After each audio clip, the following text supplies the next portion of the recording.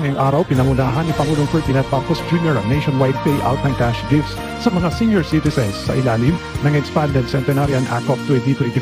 Sa ilalim ng bagong batas, mabibigyan ng cash incentives ang mga senior citizen na 10,000 piso sa pagsapit ng edad 80, 85, 90 at 95 anyos, habang 100,000 pesos naman ang ibibigay na cash incentives sa centenarian o umabot ng 100 years old. Sa ilalim ng Expanded Senior Citizens Act, ang mga senior citizens ay may karapatang makakuha ng 5 o 20% discount sa iba't ibang bagay sa serbisyo. Kasama sa 5% senior discount ang tubig at kuryente. Tugod pa ito sa kasalukuyang programa ng Department of Social Welfare and Development para sa mga senior citizen. Sa buong bansa, kabuang 1,079 ang magiging benepisyaryo sa simultaneous payout ngayong araw, kung saan aabot sa 12 milyong piso ang kabuang halaga na ipamamahagi sa mga kwalipikadong senior citizens sa unang araw pa lang ng nationwide payout.